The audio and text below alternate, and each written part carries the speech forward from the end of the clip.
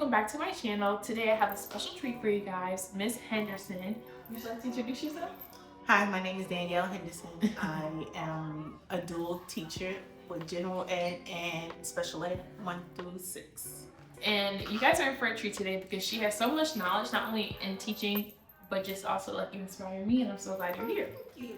For sure. So as a special educator, I know I don't get to tap into this part on my channel, so I think her wealth of knowledge will definitely help me and help you guys out as well. So we start with the first question. You're in middle school math primarily, but she can do both. Yes, I did middle school math for 7 years, and prior to that, I did 5th grade ICT, where I was the special ed in the general education class. So I'm a career changer. I always taught because I taught my older kids, but what made me want to become a teacher also is when I had my youngest son, who is now 11 years old, and I was a child protective service worker at the time, and I was out removing other children at 3 o'clock in the morning, and I said I can't neglect my own child to protect somebody else's child. And I said, since I love teaching and I love being around kids, that's what made me take the pursuit of becoming a teacher. And also, I get the summers off. That part. It's sad that she's not going to be here with us next year, but wherever she's at, I know they're getting a jewel. Special education is students who have a diagnosis of various disabilities that places them in the harder to teach category, where they have disabilities of learning the same as their general education peers.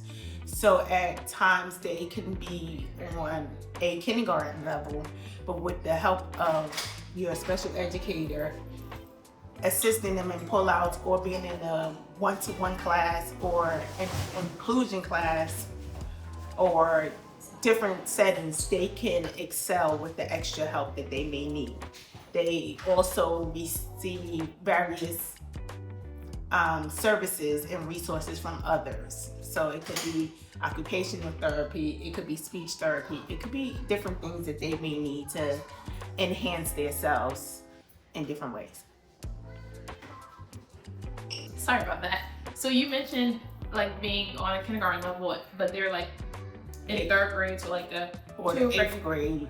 You have to be at least 2 or more grade levels below. We recommend that. It depends on your district, but most times you have to be 2 or more grade levels below. And I didn't know that when I first started teaching as well.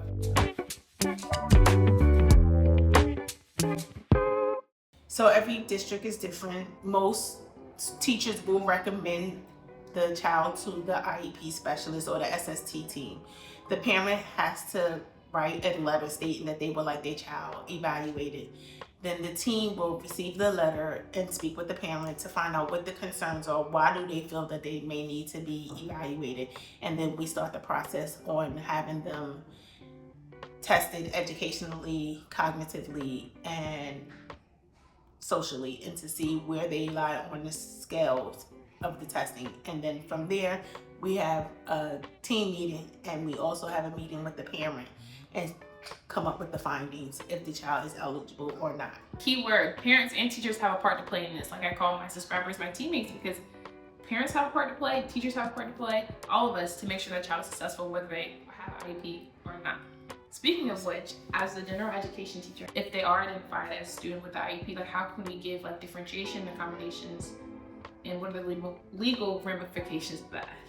So if the child is in a IEP, you have to adhere to whatever is written on the IEP. It's a legal binding document. Yes, and a lot of people do not think it's as legal as it is, and it's very legal. If they say differentiate as doing sentence frames, you will give them a sentence and just have them complete the sentence. You can have them pick out a word that will complete that sentence. If it says highlighters, you give them a highlighter. You can give them various colors highlighters. And that should be done for regular students anyway when you're annotating.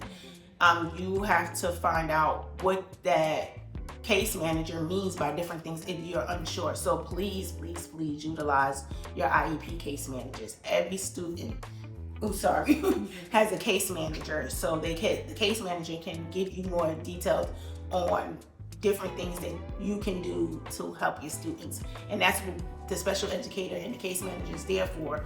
If you don't know how to differentiate or how to implement what is on the IEP, they are there to help you. If you don't know how to read the IEP, they are there to tell you what the IEP says and what is on the IEP. Because it is a lot of documents, and even I took a class in undergrad about it, but still, once you get the document in hand, you have the student in front of you that are depending on you to give them these legal services because they need it. They wouldn't have been identified if they didn't need it. There are plenty of things that may overlap with general education and for the things that you're doing for your IEP student, but either way, I feel like good teaching incorporates all of it, the accommodations and modifications as well. Yes. And then there's the babies with the 504. That is a legal binding as well. Because they don't have an IEP, but they have a 504, means that it could be from like ADHD, it could be that they have a disability with their glasses. They may just need glasses or preferential seating. So that is something that's under our umbrella as well. So you just have to be mindful of that as well. So when you, as a teacher, when the school year starts, ask, who are my babies that have IEPs? Who are my babies who have 504s? Make sure you get those.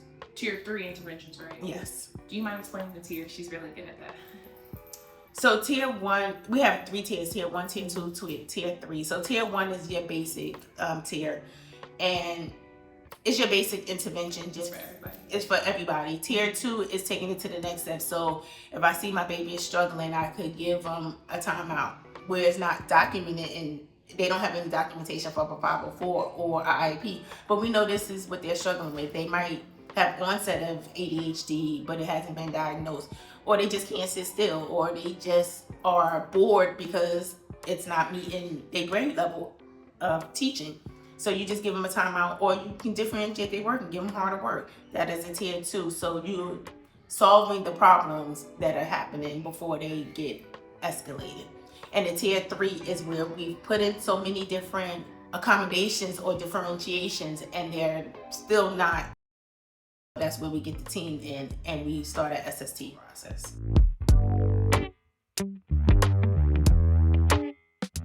I would do an ABC, which is the antidote, the behavior, and the consequences. So what was happening before the problem, what happened that caused the problem, what was the behavior, and what was the consequence that was given to the problem. And that can be like just a 3-column chart, right? Yeah, you can make the chart yourself and you just log it every day. Like if they had an outburst, what was they doing when they had the outburst? What they was doing before they had the outbursts? What behavior displayed, and what was the consequences that you gave them for having that behavior? So I would just document that every day. Also have samples of the student's work. If it's too hard, if it's too easy, what did you do to make it easier for the child so they're not frustrated? What did you do to make it harder so they're not bored? So those are different things that you have. Your documentation that you spoke to somebody on an IEP team, documentation that you spoke to their parent, that you asked their parent for different strategies to help the child. If you know that he or she has a teacher that's in the school that works well with them, what did they do to help that child? So I will use all the resources that I have to assist that child. For sure. And I feel like partnering together to figure out what's best for a student, but also once they get that, if they are identified as a student with IEP, helping out with being in contact with related services. I know we have like occupational therapy, and for a student to be diagnosed, there are like 8 domains, right? I'm not exactly sure of the domains. Okay, so I thought it was, or maybe it's like 12 things you have to have. There's every disability has their own criteria. So you have to have certain things to meet the criteria in academics and their disability. Okay. So it's not just, okay, they have a disability behavior, or they just have a behavior problem, so we're gonna automatically give them an IEP. No, you have to be on different scale levels for different things. And I know they've been pushing like students back into general education, but either way, they shouldn't be treated differently or be an outcast. I feel like being inclusive, especially in an educational environment, is beneficial because you just never know what that student is going through, or you don't want them to feel like an outcast, because just because you have services doesn't mean that you're not capable or anything like that. It's just you need support with learning, and we want to make that as comfortable for them and their peers as possible and not make it weird or awkward. In Maryland, yeah. they are trying to have it where they only where it's not all they're stuck in one class for all subjects. So it is historically where a SPED student is in math, English, reading, social studies, and science in one class where one teacher teaches. Now we're trying to put them at LRE B, where they receive English and math from the special educator, and they go into the general education for science and social studies. So there's a LRE A, B, and C.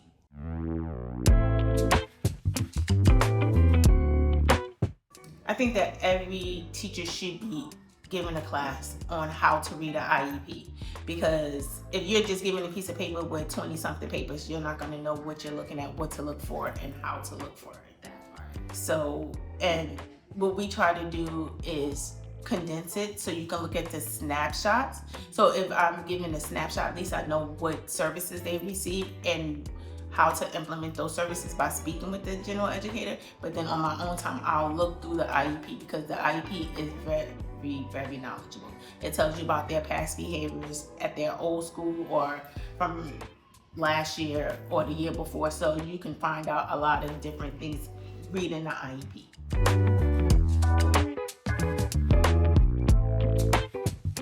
Everybody is different, so I really can't say, I wouldn't give advice on how you should overcome your difficulties on a day, because we all have challenges. We all have those days where we have students that are just testing every limit, and then we have those days where we're not feeling good and we don't want to be here because we're mentally drained or mentally exhausted.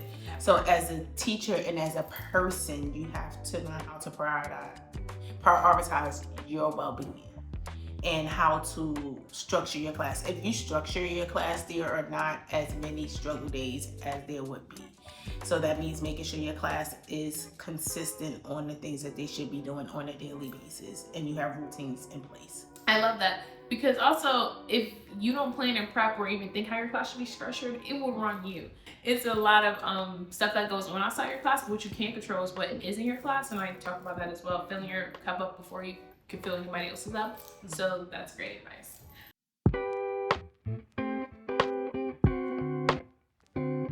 I think the curriculum and the testing, the standardized testing, the way that the standardized testing is general for everybody, and it shouldn't be, especially when we have students who have IEPs or have difficulties learning or are not on grade level, but we're testing them on grade level. If I can't teach you on grade level, how can you test them on grade level? So I think that there should be differentiated, and especially they tell us to differentiate and modify within the classroom. So that should be the same thing for the testing, standardized testing. Same thing when it comes to the curriculum. There should be a certain curriculum for students who are in special education. I'm not saying don't expose them, because I believe in exposing them to their grade level content. However, if they are not provided with certain things, they're not going to be 100% successful. But if you're a good educator or a good special education teacher, you will get to that part. Like the strategies or even tools necessarily needed for them to be successful. Correct. I love that. It was so good. I hope she dropped a bunch of jewels. I hope you guys are picking them up. And not only is she a great educator, but a great mom. And I just look up to her a lot. So if you guys have any questions, we can talk in the comments down below, and she'll be down there as well. Thank you guys so much for watching. We'll see you guys in the next video. Peace.